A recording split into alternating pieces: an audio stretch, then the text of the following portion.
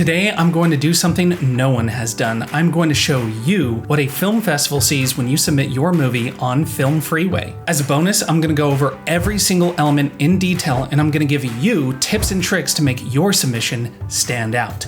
My name is Rudy Womack, and on this channel, I do deep dives into film festivals. Welcome to the Film Festival Guide.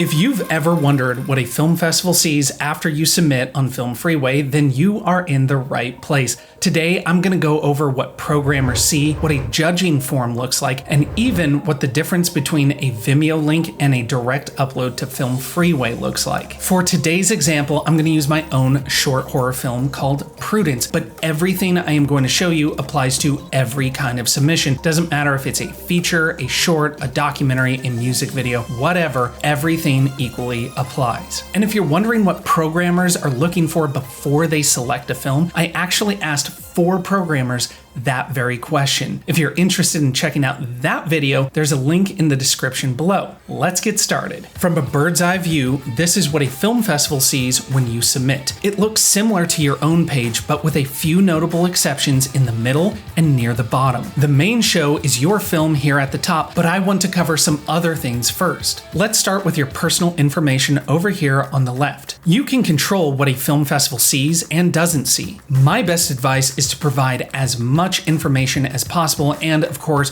what you are comfortable sharing with a film festival. You never know if a film festival is going to factor things like age, gender, or location into their decisions. And filmmakers, please, for the love of celluloid, please provide updated and accurate contact information. Your email and phone number both should be working. It drives me insane when filmmakers give us disconnected numbers or emails that they never check. If we can't get in touch with you, we're not going to select your film, period. Just to the right here is country of origin, very important for international film festivals like the Wyoming International Film Festival. We also have the submission date and tracking number. Different festivals use this information to track their submissions. And speaking of tracking, I've been tracking my analytics here on YouTube, and it shows 90% of you watching are not subscribed. Since I'm the only person here on YouTube doing these deep dives into film festivals,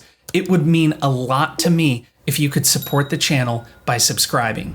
Thank you very much. Up next over here is runtime. Another pet peeve of mine is filmmakers won't put an accurate runtime. If your film is 16 minutes and 35 seconds, put down 16:35. Please don't just put down 16 minutes. And I have gotten this question a couple of times. Yes, credits are part of your overall runtime. If you want your credits to be screened, we need the time to do that, so please include that in your runtime. Continuing on, just below runtime is the category it was submitted in and what the filmmaker paid for their submission fee. If there is a discount or waiver, it will show up here. I gave myself a waiver to use for this video. Also, that little 3 at the end of the waiver code that I just showed you, that indicates it's good for 3 more submissions. So if there are any of you out there who want a free submission, early bird gets the worm. Last, moving on here to the right is the judging status of the film. If we hit the drop down, you can see the different options. Not every festival is going to use all of these. For example, at the Wyoming International Film Festival, we don't have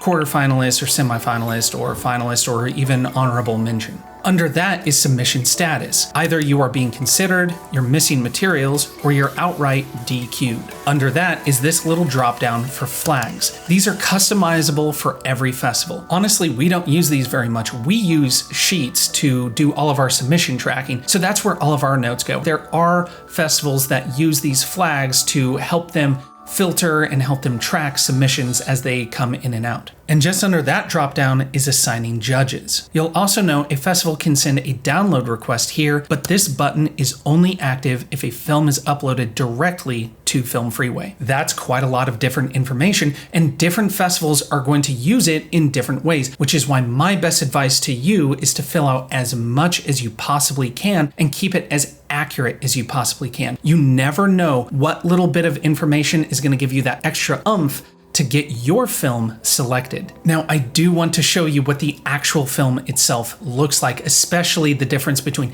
FilmFreeway and Vimeo. But first, let's move down here to the overview. This shows us the key art for the film, as well as the synopsis. Truth be told, I give my own poster only a 2 out of 5. I don't think it's that great. My advice to you is get a very good poster made. There's a lot of psychology with good key art positioning yourself as more professional to a film festival. As for synopsis, I suggest having a short and a long synopsis. Some festivals prefer one over the other. Moving on to credits, it's pretty self-explanatory. Again, fill out as much as you can. Festivals really only care about the above the line. We're talking the directors, the writers, producers, and actors. So my advice is only fill out your above the line unless you have a noteworthy crew member. That might be an Emmy Award-winning cinematographer or a Clio Award-winning editor, for example. Specifications is also pretty self-explanatory. Again, fill out as much as you can and be honest. Festivals will factor some of this into their considerations, such as completion date, budget, origin of the film, and even first-time filmmaker or student filmmaker. Next up is the custom form. Not every festival is going to make you fill out a custom form. I know for TIFF,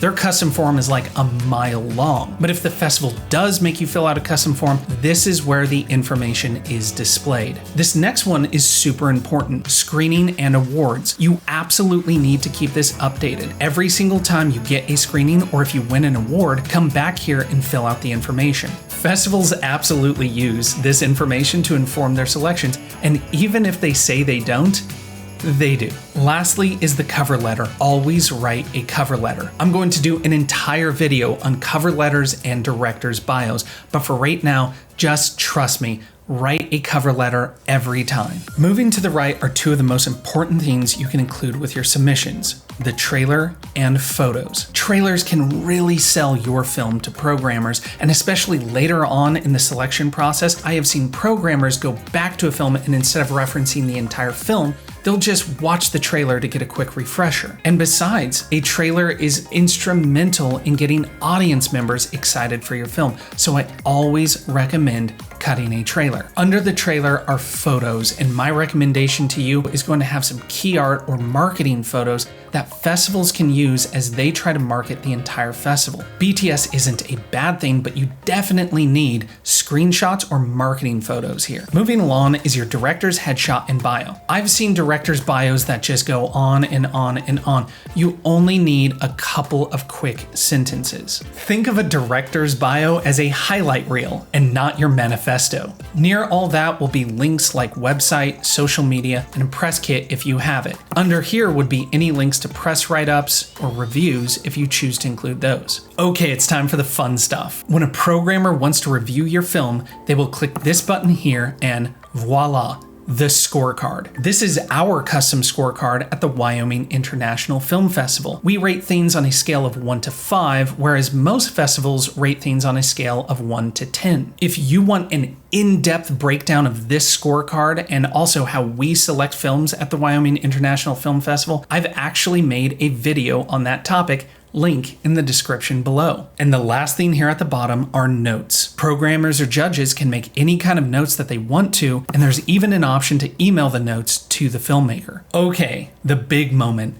What does your film actually look like? Moving all the way back to the top of the page, here is the film. Right now, I have it uploaded directly to FilmFreeway, so if you hit play, it begins to play. Simple as that. Quick word of warning, if you upload straight to FilmFreeway, it maxes out at 720p, which really bothers some filmmakers, but for us programmers, it doesn't make any difference at all. And finally, here's what the video looks like if you use a Vimeo link. I have this one password protected, as many filmmakers do. I have had filmmakers ask me if adding a password is annoying because it adds another hurdle that we have to get through. The answer is no. We get so many of these submissions. So many of them are protected with passwords. It's pretty standard. If you feel like you need a password, go ahead and put one on. And as a bonus, here's what it looks like if you embed a YouTube link. It's literally any other YouTube video.